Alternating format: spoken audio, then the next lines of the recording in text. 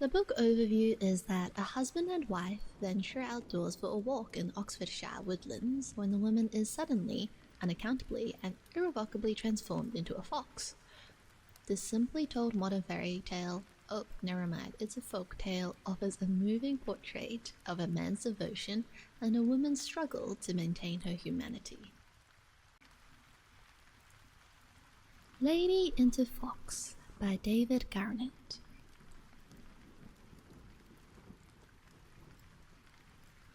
Wonderful or supernatural events are not so uncommon.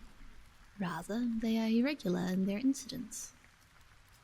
Thus, there may be not one marvel to speak of in a century, and then often enough comes a plentiful crop of them. Monsters of all sorts swarm suddenly upon the earth, comets blaze in the sky, eclipses frighten nature, meteors fall in rain, while mermaids and sirens beguile, and sea serpents engulf every passing ship, and terrible cataclysms beset humanity.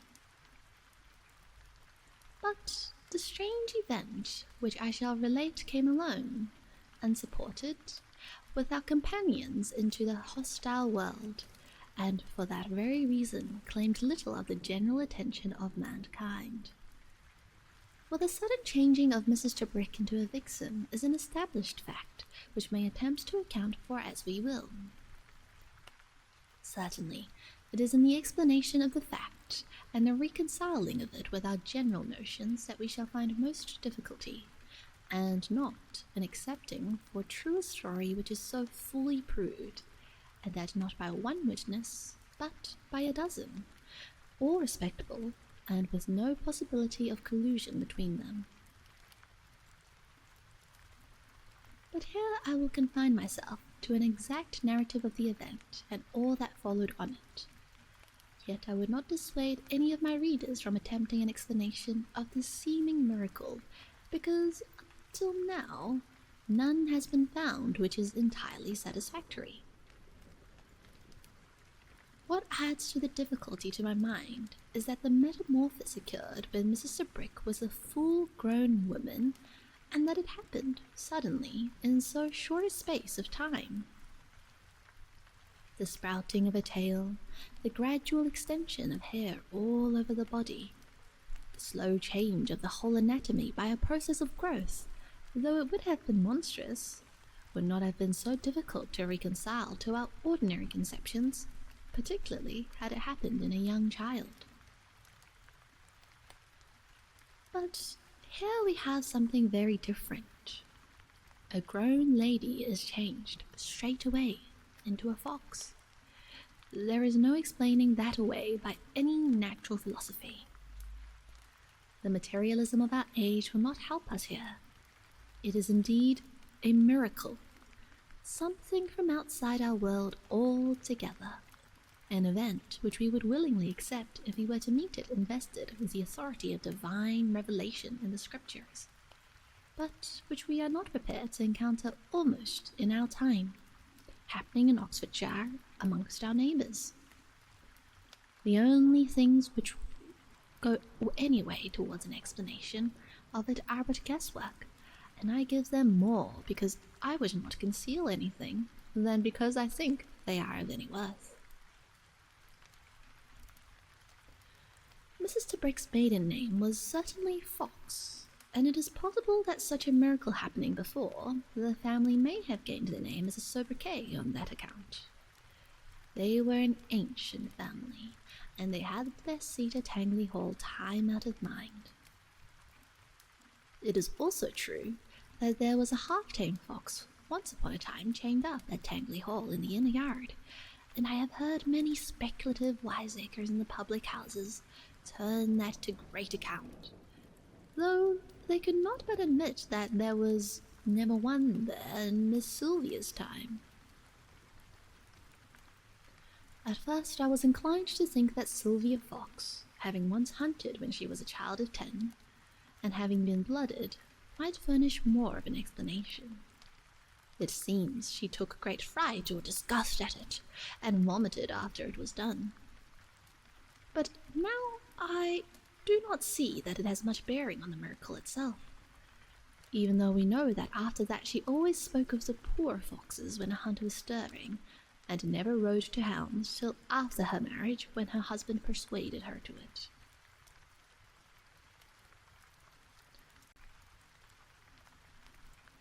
She was married in the year 1879 to Mr. Richard de Brigg after a short courtship, and went to live after their honeymoon at Rylands near Stokoe, Oxon.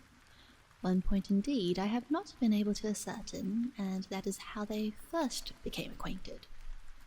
Tangley Hall is over 30 miles from Stokoe and is extremely remote. Indeed, to this day there is no proper road to it, which is all the more remarkable as it is the principal, and indeed the only, manor house for several miles round. Whether it was from a chance meeting on the roads, or less romantic but more probable, by Mr. de Brigg becoming acquainted with her uncle, a minor canon at Oxford, and thence being invited by him to visit Tangley Hall, it is impossible to say. But however they became acquainted, the marriage was a very happy one.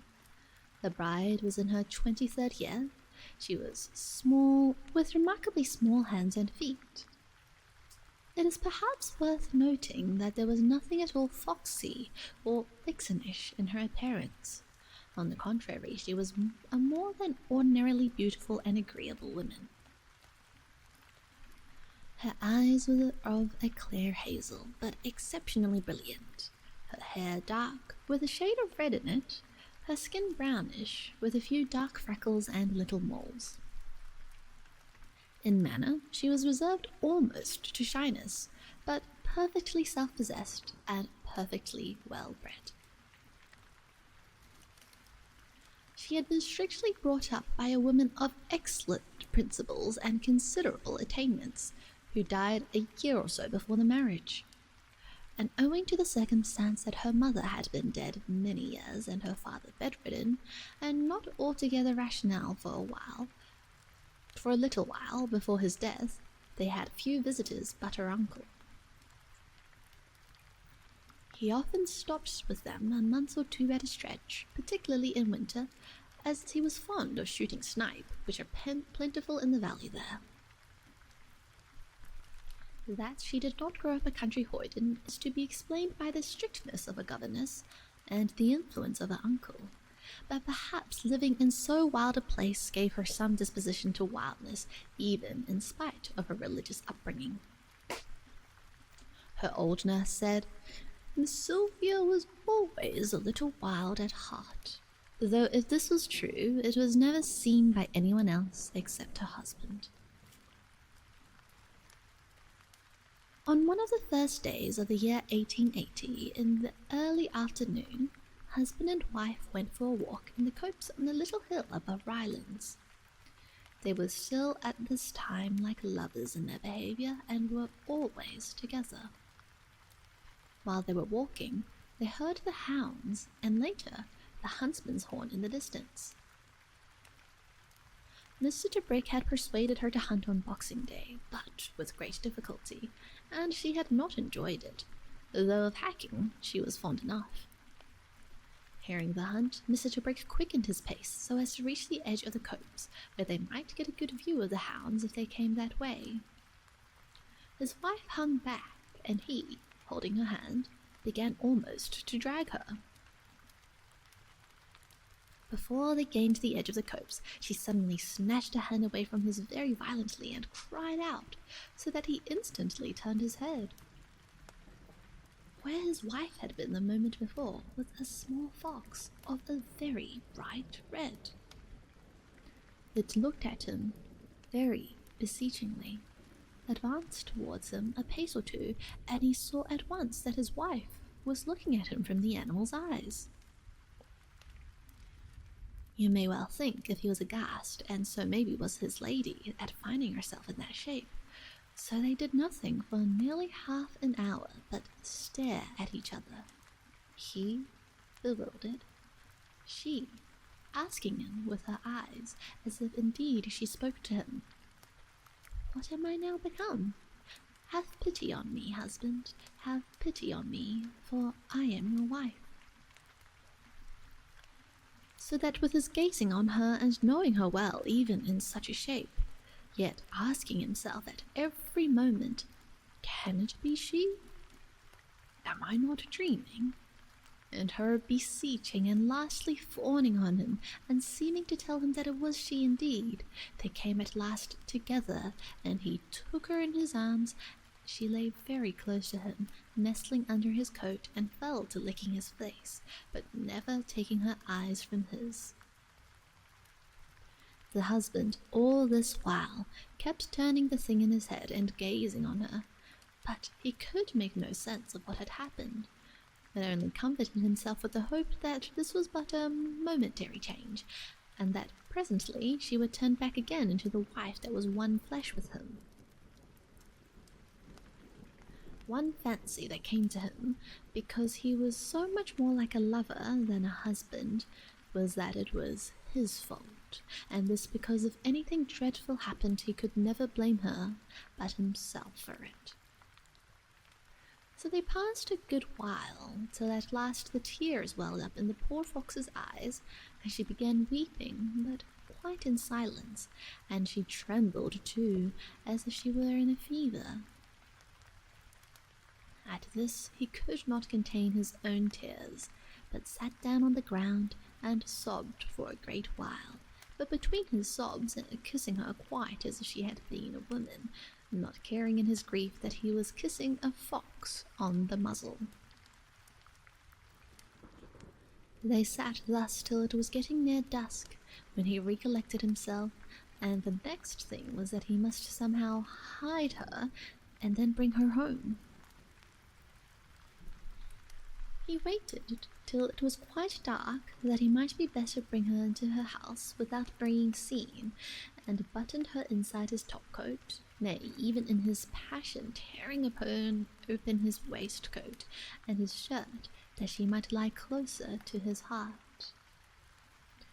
For when we are overcome with the greatest sorrow, we act not like men or women, but like children, whose comfort in all their troubles is to press themselves against their mother's breast, or, if she had not been there, to hold each other tight in one another's arms. When it was dark, he brought her in with infinite precautions, yet not without the dogs scenting her, after which nothing could moderate their clamour. Having got her into the house, the next thing he thought of was to hide her from the servants. He carried her to the bedroom in his arms, and then went downstairs again. Mr. Brick had 3 servants living in the house: the cook, the parlour-maid, and an old woman who had been his wife's nurse. Besides these women there was a groom or a gardener, whichever you chose to call him, who was a single man, and so lived out, lodging with a labouring family about half a mile away. Mr. Brick, going downstairs, pitched upon the parlour-maid. "Janet," says he, "Mrs. Brick and I have had some bad news, and Mrs. Brick was called away instantly to London and left this afternoon, and I am staying tonight to put our affairs in order. We are shutting up the house, and I must give you and Mrs. Bryant a month's wages and ask you to leave tomorrow morning at 7 o'clock. We shall probably go away to the continent, and I do not know when we shall come back. Please tell the others, and now get me my tea and bring it to my study on a tray." Janet said nothing, for she was a shy girl, particularly before gentlemen, but when she entered the kitchen, Mr. Brick heard a sudden burst of conversation with many exclamations from the cook. When she came back with his tea, Mr. Brick said, "I shall not require you upstairs. Pack your own things, and tell James to have the wagonette ready for you by 7 o'clock tomorrow morning to take you to the station. I am busy now, but I will see you again before you go." When she had gone, Mr. Brick took the tray upstairs. For the first moment he thought the room was empty, and his vixen got away, for he could see no sign of her anywhere. But, after a moment, he saw something stirring in a corner of the room, and then, behold, she came forth dragging her dressing gown, into which she had somehow struggled. This must surely have been a comical sight, but poor Mr. Brick was altogether too distressed then, or at any other time afterwards, to divert himself at such ludicrous scenes. He only called out to her softly, "Sylvia, Sylvia, what do you have there?" And then in a moment saw for himself what she would be at, and began once more to blame himself heartily because he had not guessed that his wife would not like to go naked, notwithstanding the shape she was in. Nothing would satisfy him till he then had clothed her suitably, bringing her dresses from the wardrobe for her to choose. But, as might have been expected, they were too big for her now. But at last he picked out a little dressing jacket that she was fond of wearing sometimes in the mornings. It was made of a flowered silk, trimmed with lace, and the sleeves short enough to sit very well on her now. When he tied the ribbons, his poor lady thanked him with gentle looks, and not without some modesty and confusion. He propped her up in an armchair with some cushions, and they took tea together, she very delicately drinking from a saucer and taking bread and butter from his hands. All this showed him, or so he thought, that his wife was still herself. There was so little wildness in her demeanour, and so much delicacy and decency, especially in her not wishing to run naked, that he was very much comforted, and began to fancy they could be happy enough if they could escape the world and live always alone. From this too sanguine dream he was aroused by hearing the gardener speaking to the dogs, trying to quiet them, for ever since he had come in with his vixen, they had been whining, barking, and growling, and all as he knew, because there was a fox within doors, and they would kill it. He started up now, calling to the gardener that he would come down to the dogs himself to quiet them, and bade the man go indoors again and leave it to him. All this he said in a dry, compelling kind of voice, which made the fellow do as he was bid, though it was against his will, for he was curious. Mr. Brick went downstairs, and taking his gun from the rack, loaded it, and went out into the yard. Now there were 2 dogs, one a handsome Irish settler that was his wife's dog, she had brought it with her from Tangley Hall on her marriage. The other was an old fox terrier called Nellie, that he had had 10 years or more. When he came out into the yard, both dogs saluted him by barking and whining twice as much as they did before, the setter jumping up and down at the end of this chain in a frenzy, and Nellie shivering, wagging her tail and looking first at her master and then at the house door, where she could smell the fox right enough. There was a bright moon, so that Mr. Brick could see the dogs as clearly as could be. First he shot his wife's setter dead, and then looked about him for Nellie to give her the other barrel, but he could see her nowhere. She was clean gone, till, looking to see how she had broken her chain, he found her lying, hid in the back of a kennel. But that trick did not save her, for Mr. Brick, after trying to pull her out by her chain and finding it useless, she would not come, thrust the muzzle of the gun into the kennel, pressed it into her body, and so shot her. Afterwards, striking a match, he looked in at her to make certain she was dead.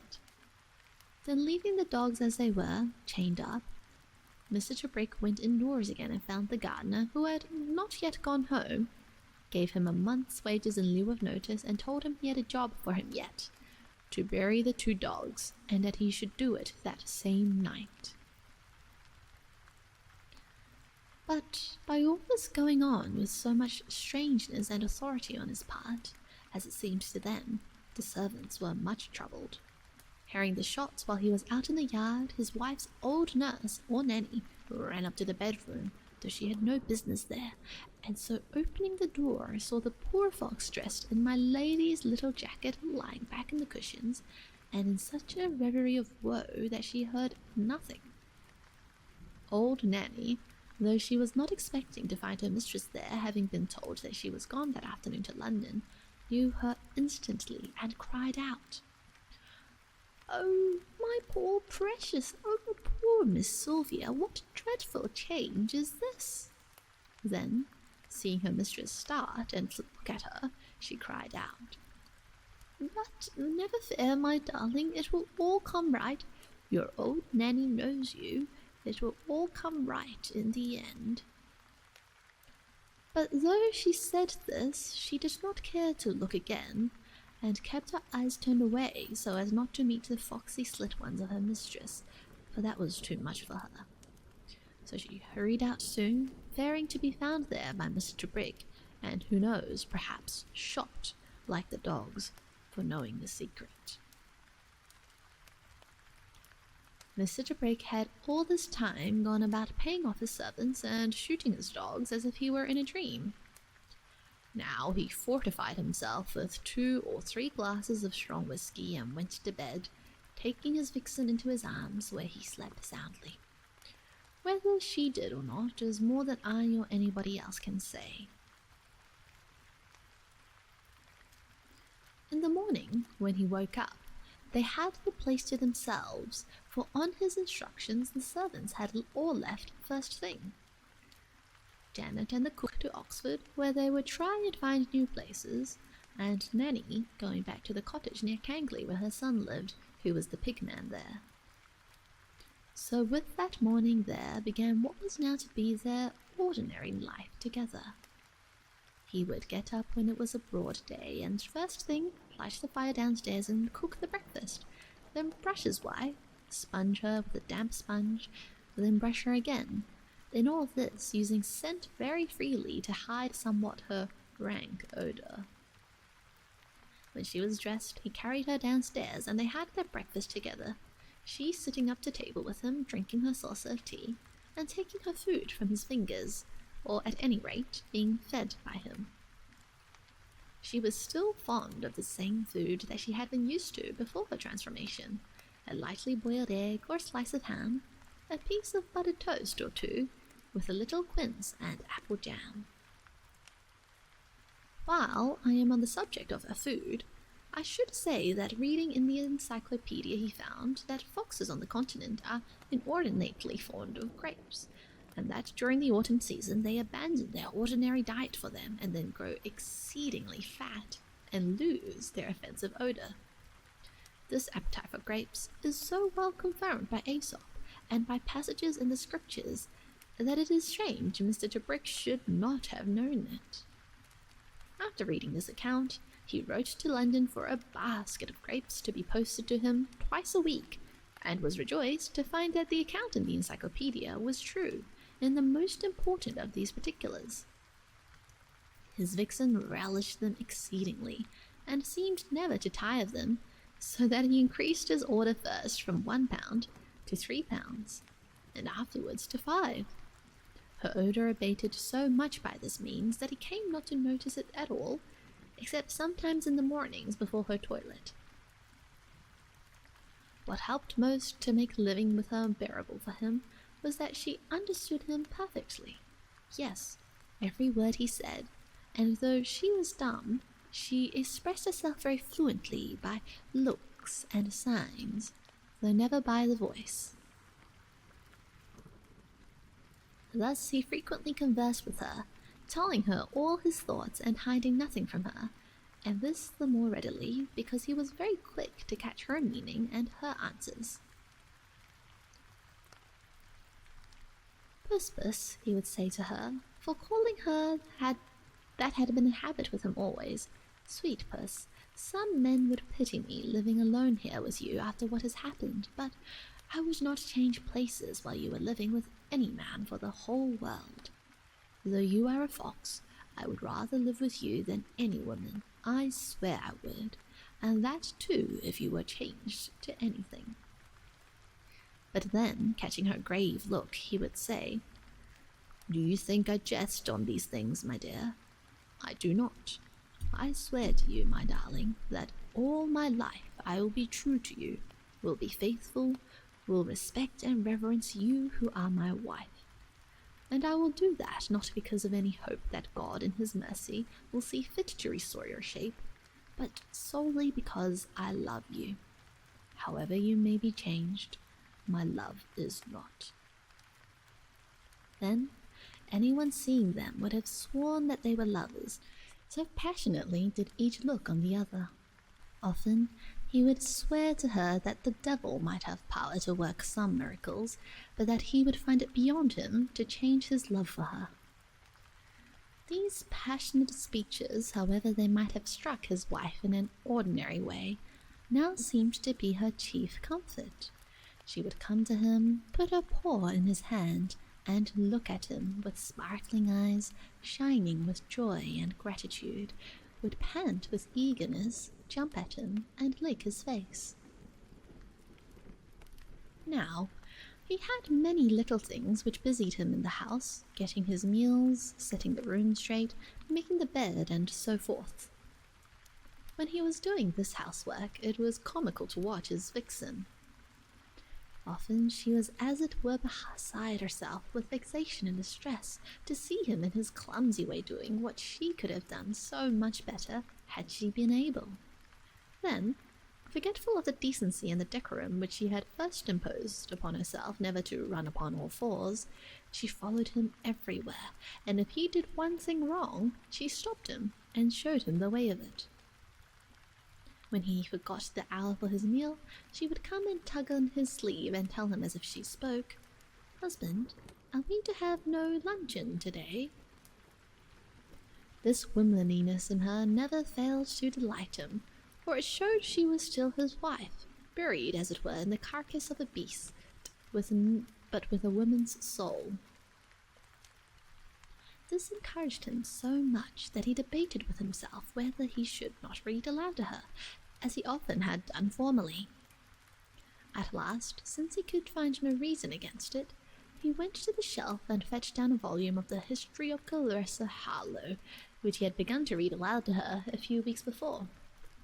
He opened the volume where he had left off, with Lovelace's letter after he had spent the night waiting fruitlessly in the copse. Good God, what is now to become of me?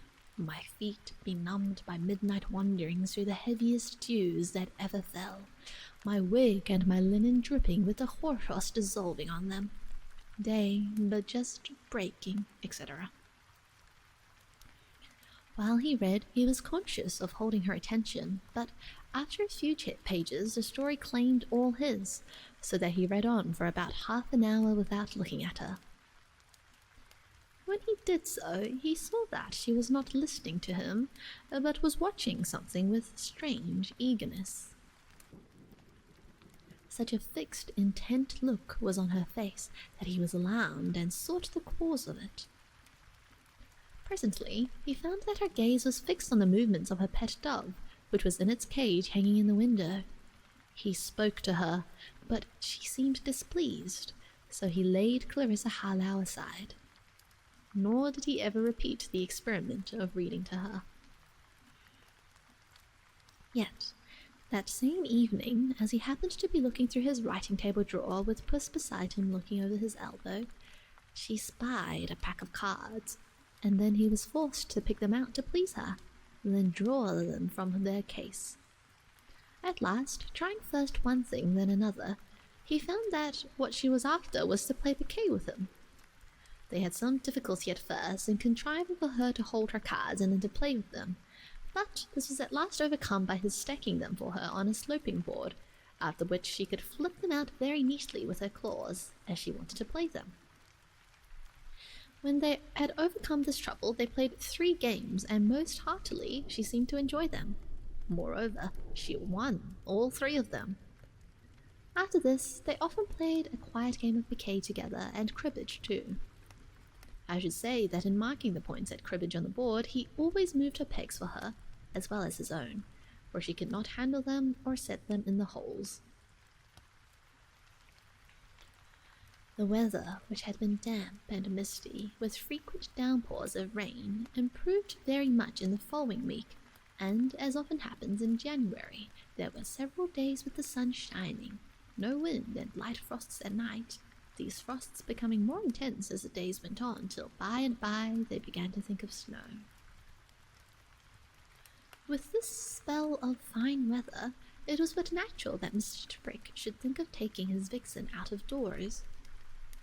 This was something he had not yet done, both because of the damp rainy weather up till then, and because the mere notion of taking her out filled him with alarm. Indeed, he had so many apprehensions beforehand that at one time he resolved totally against it.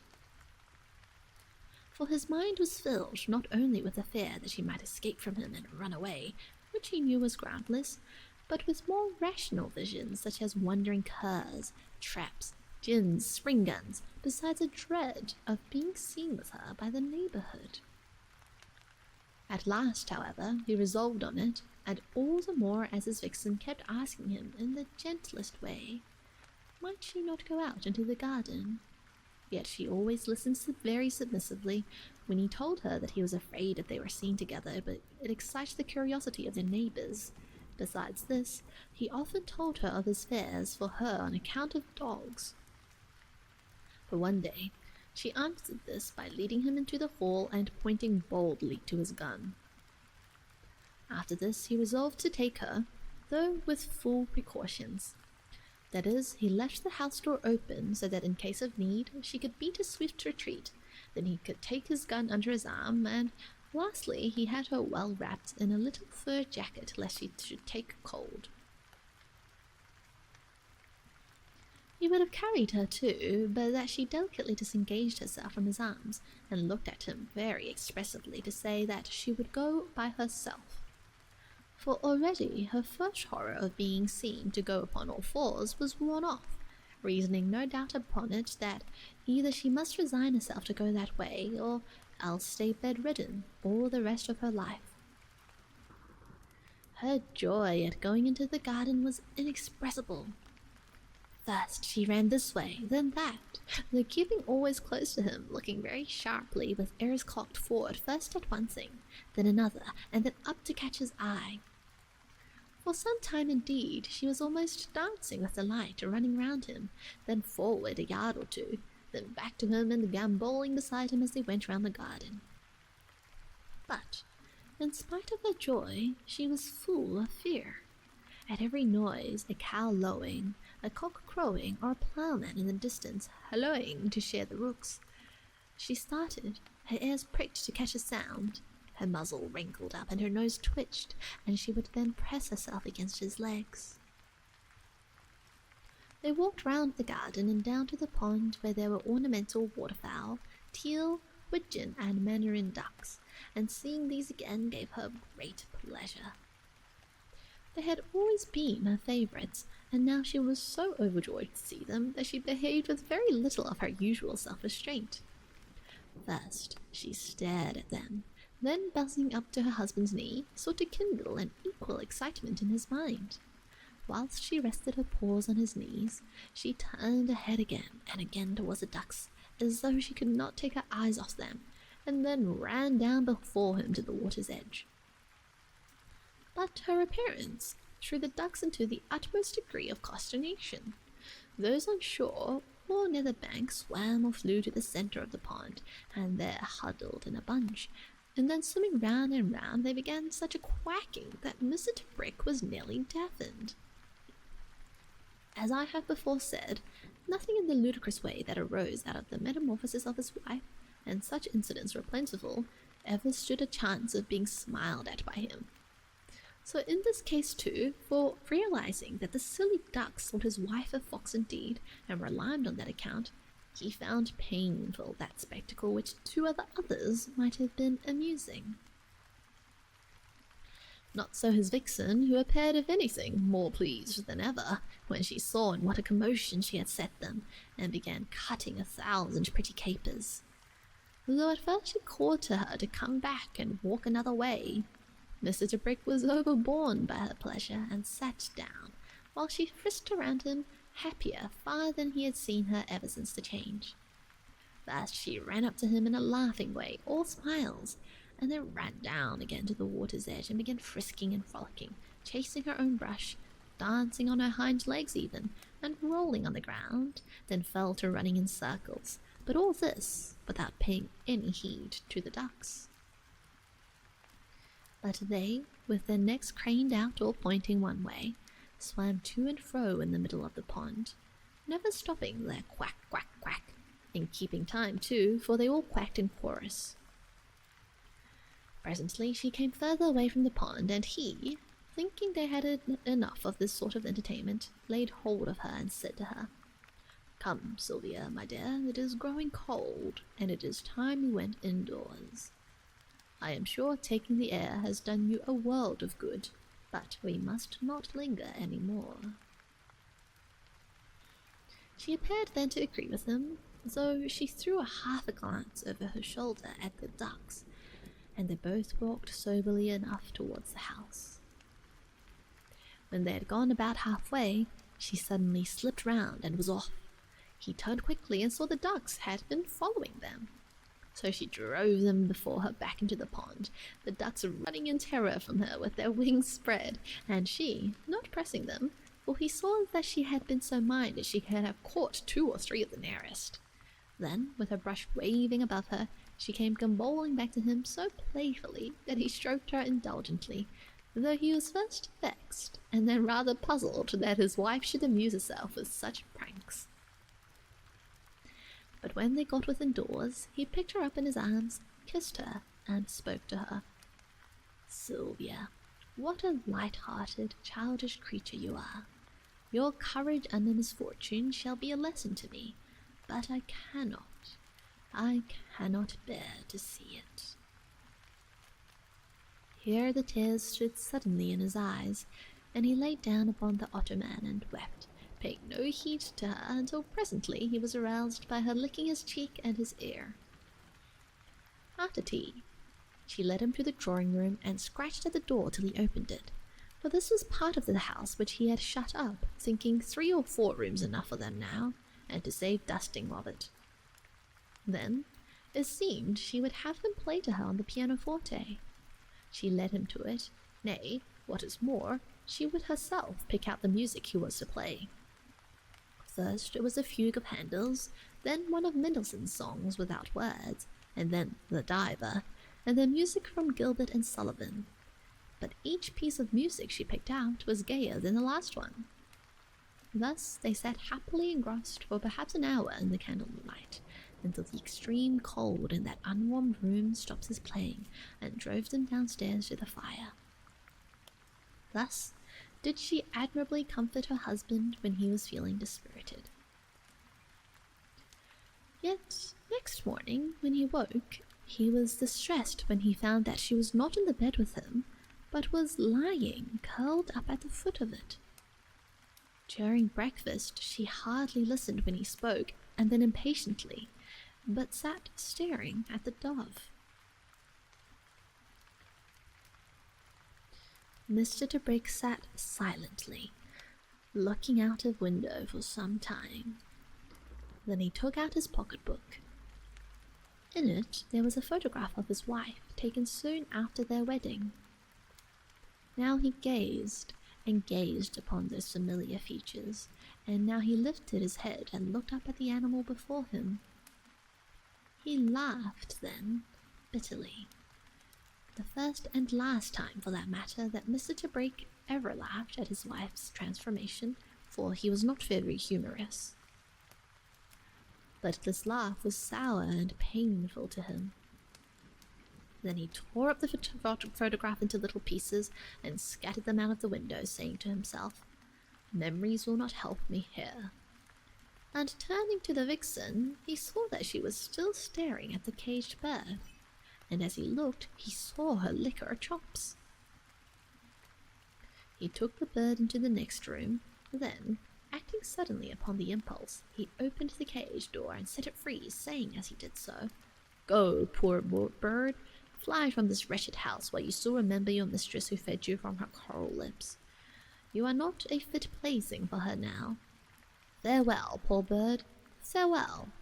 Unless, he added with a melancholy smile, you return with good tidings, like Noah's dove. But, poor gentleman, his troubles were not over yet, and indeed one may say that he ran to meet them by his constant supposing that his lady still be the same to her title and her behaviour, now that she was changed into a fox. Without making any unwarrantable suppositions as to her soul or what had now become of it, though we could find a good deal to the purpose on that point in the system of Paracelsus, let us consider only how much the change in her body must needs affect her ordinary conduct, so that before we judge too harshly of this unfortunate lady, we must reflect upon the physical necessities and infirmities and appetites of her new condition, and we must magnify the fortitude of her mind which enabled her to behave with decorum, cleanliness, and decency in spite of her new situation. Thus she might have been expected to befoul her room, yet never could anyone, whether man or beast, have shown more nicety in such matters.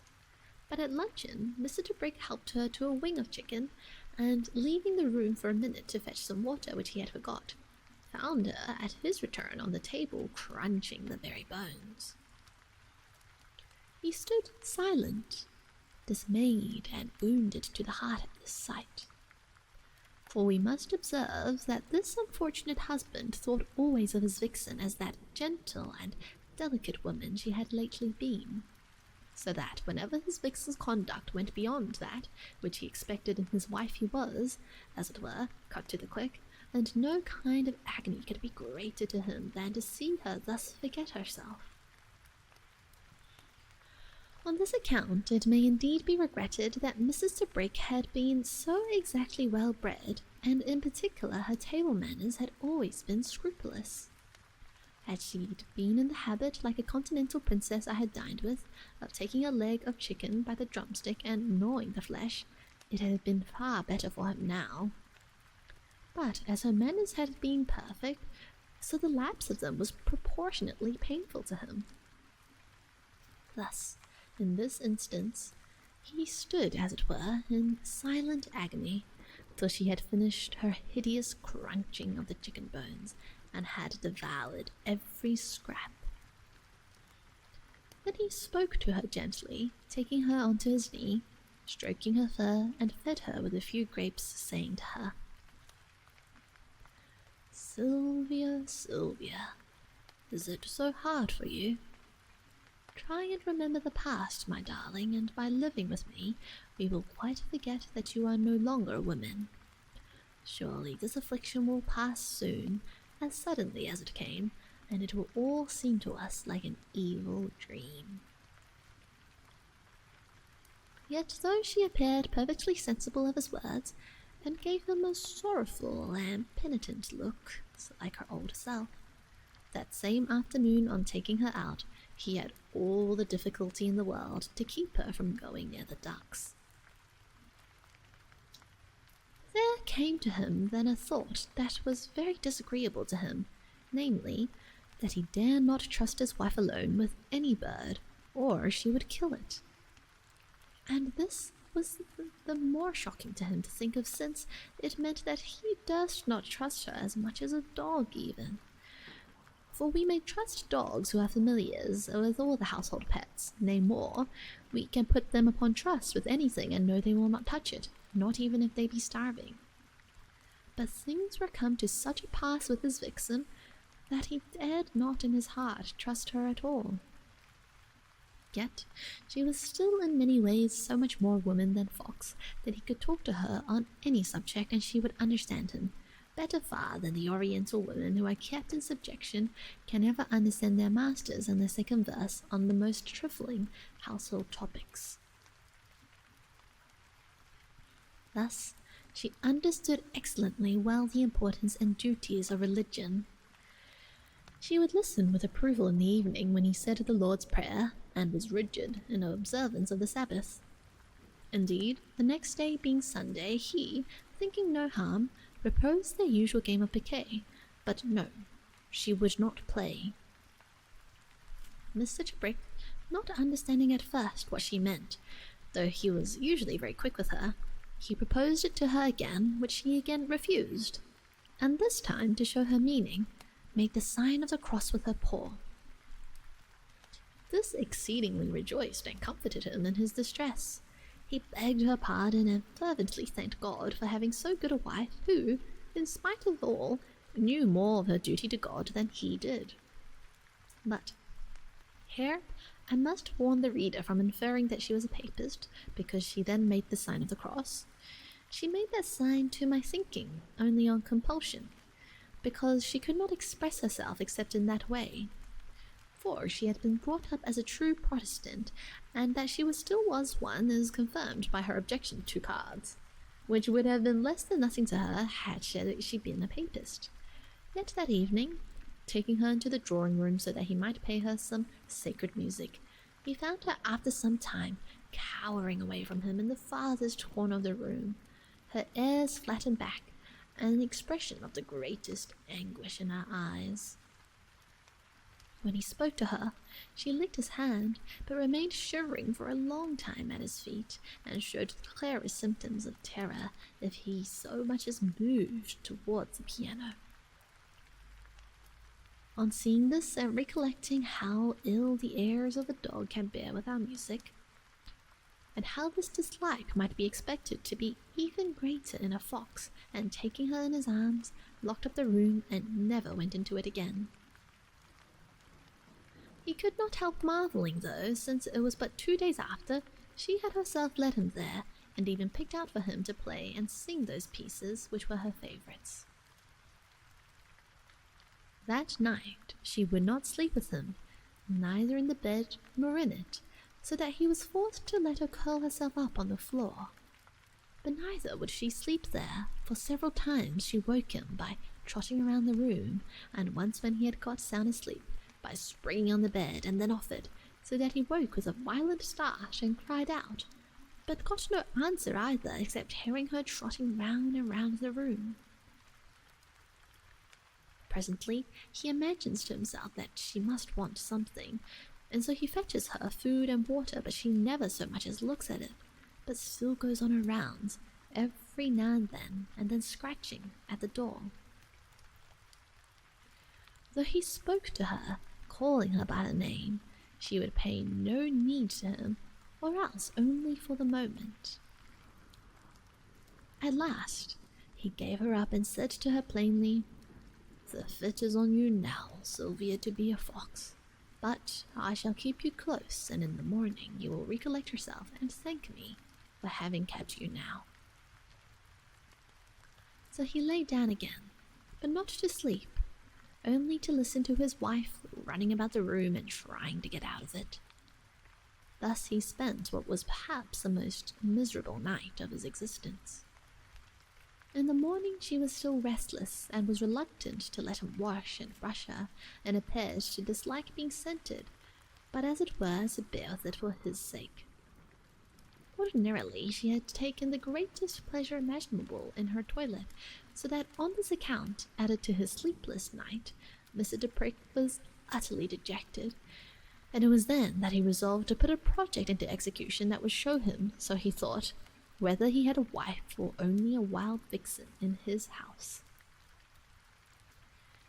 But yet he was comforted that she bore at it all with him, though so restlessly that he did not spare her, calling her a bad wild fox, and then speaking to her in this manner: "Are you not ashamed, Sylvia, to be such a madcap, such a wicked hoyden? You who were particular in dress, I see it was all vanity. Now you have not your former advantages, you think nothing of decency." His words had some effect with her too, so that by the time he had finished dressing her, they were both in the lowest state of spirits imaginable, and neither of them far from tears. Breakfast she took soberly enough, and after that he went about getting his experiment ready, which was this. In the garden he gathered a nosegay of snowdrops, those being all the flowers he could find, and then going into the village of Stockholm, bought a Dutch rabbit, That is, a black and white one, from a man there who kept them. When he got back, he took her flowers, and at the same time he set down the basket with the rabbit in it, with the lid open. Then he called to her. "Sylvia, I have brought some flowers for you. Look, the first snowdrops." At this, she ran up very prettily, and never giving as much as one glance at the rabbit which had hopped out of its basket, she began to thank him for the flowers. Indeed, she seemed indefatigable in showing her gratitude, smelt them, stood a little way off looking at them, then thanked him again. Mr. Ģebrick, and this was all part of his plan, then took a vase and went to find some water for them, but left the flowers beside her. She stopped away 5 minutes, timing it by his watch and listening very intently, but never heard the rabbit squeak. Yet when he went in, what a horrid shambles was spread before his eyes. Blood on the carpet, blood on the armchairs and antimacassars, even a little blood spurtled on the wall, and what was worse, Mr. Ģebrick tearing and growling over a piece of the skin in the legs, for she had eaten up all the rest of it. The poor gentleman was so heartbroken over this that he was like to have done himself an injury, and at one moment thought of getting his gun to have shot himself and his vixen too. Indeed, the extremity of his grief was such that it served him a very good turn, for he was so entirely unmanned by it that for some time he could do nothing but weep, and fell into a chair with his head in his hands, and so kept weeping and groaning. After he had been some little while employed in this dismal way, his vixen, who had by this time bolted down the rabbit's skin, head, ears, and all, came to him, and putting her paws on his knees, thrust her long muzzle into his face and began licking him. But he, looking at her now with different eyes, and seeing her jaws still sprinkled with fresh blood and her claws full of the rabbit's fleck, would have none of it. But though he beat her off 4 or 5 times, even to giving her blows and kicks, she still came back to him, crawling on her belly and imploring his forgiveness with wide open, sorrowful eyes. Before he had made this rash experiment of the rabbit and the flowers, he had promised himself that if she failed in it, he would have no more feeling or compassion for her than if she were in truth a wild vixen out of the woods. This resolution, though the reasons for it had seemed to him so very plain before, he now found more difficult to carry out than to decide on. At length, after cursing her and beating her off for upwards of half an hour, he admitted to himself that he still did care for her, and even loved her dearly in spite of it all, whatever pretense he affected towards her. When he had acknowledged this, he looked up at her and met her eyes fixed upon him, and held out his arms to her and said, "Oh, Sylvia, Sylvia, would you had never done this, would I had never tempted you in a fatal hour. Does not this butchery and eating of raw meat and rabbit's fur disgust you? Are you a monster in your soul as well as your body? Have you forgotten what it is to be a woman?" Meanwhile, with every word of his, she crawled a step nearer on her belly, and at last climbed sorrowfully into his arms. His words then seemed to take effect on her, and her eyes filled with tears, and she wept most penitently in his arms, and her body shook with her sobs as if her heart were breaking. This sorrow of hers gave him the strangest mixture of pain and joy that he had ever known, for his love for her was returning with a rush. He could not bear to witness her pain, and yet must take pleasure in it, as it fed his hopes of her one day returning to be a woman. So the more anguish of shame his vixen underwent, the greatest his hopes rose, till his love and pity for her increasing equally, he was almost wishing her to be nothing more than a mere fox, than to suffer so much by being half human.